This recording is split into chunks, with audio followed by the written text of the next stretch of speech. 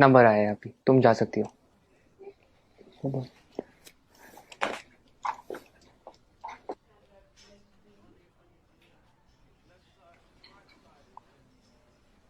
आप software engineer हो क्या? आप लोगों ने देश में कितनी तरक्की लाई है, सब कुछ कितना एडवांस हो गया है। थैंक्स। आप लोगों को देख के तो मैं एकदम हैरान हो जाता हूँ।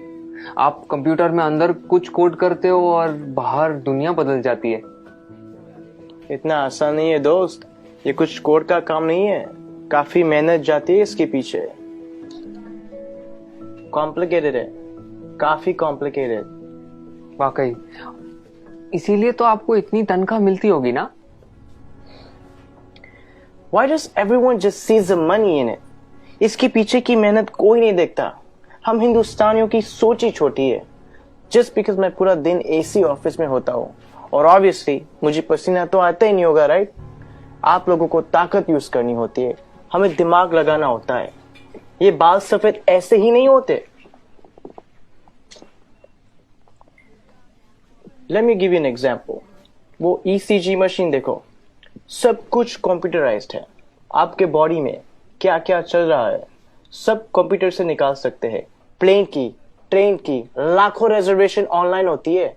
बैंक के ट्रांजैक्शन सब एक सिंगल डेटाबेस में। Data integrity, locking, data security. कुछ आइडिया ये सब डिजाइन करना कितना कॉम्प्लिकेटेड है? और आप कह रहे कि कोडिंग करना आसान है। आप ये सब कोड करना जानते हो? पहले करता था, अब मैं प्रोजेक्ट मैनेजर हूँ, मेरी टीम सब करती है। ओह, तो अब काम आसान हो गया होगा।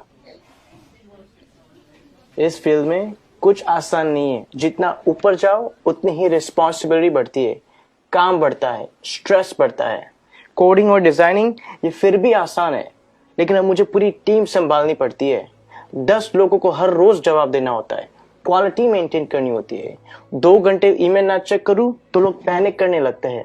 एक साइड से रिजल्ट का प्रेशर होता है और दूसरी साइड को कस्टमर को रिप्लाई करना होता है।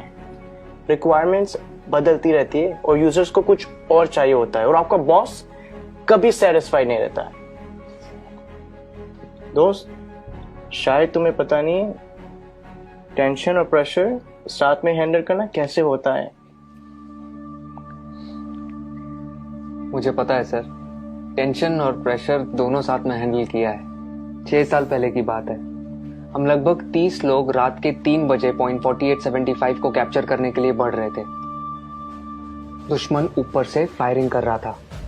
अगली गोली किसके नाम पे लिखी थी पता नहीं था। उजाले से पहले हमें वहां पहुंचना था। वक्त काफी कम था हमारे पास। होश तो तब आया जब अगले दिन हम चोटी पर तिरंगा लहरा रहे थे, और तब हम बचे 30 नहीं, 4 लोग थे। आप Subedar Sushant from 13 Jammu and Kashmir rifles on duty at peak 4875 in Kargil. मुझे बताया गया है कि मेरी टर्म पूरी हो गई है और अब मुझे सॉफ्ट असाइनमेंट का ऑप्शन दिया जाएगा। पर आप ही बताइए सर, काम आसान करने के लिए कोई अपनी ड्यूटी छोड़ सकता है क्या? उस दिन हमारा एक जवान दोस्त बर्फ में जख्मी पड़ा था। उस पर दुश्मन की गोलियां चल रही थी। हम सब बंकर के पीछे छुपे हुए थे। उसे बचाना मेरा कर्तव्य था और मैं उसे बचाने जाने वाला था, मगर मेरे कप्तान ने मना किया और कहा कि तुम नहीं जाओगे। मैंने इस यूनिफॉर्म में सबसे पहली कसम ये ली थी कि देश की सुरक्षा के बाद मेरे आदमियों की सुरक्षा सर्वोपरि है। ये कह के वो खुद चले गए। उस जख्मी जवान को बचाते बचाते हमारे कप्तान शहीद हो गए।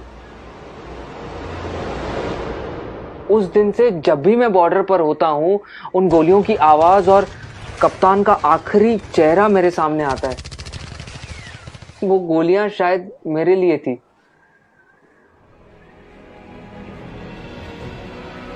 टेंशन और प्रेशर दोनों के साथ काम करना जानता हूं मैं। Sir, can you please go on? Yeah, sure. It was nice meeting you. Thank you for your service. जय हिंद। जय हिंद।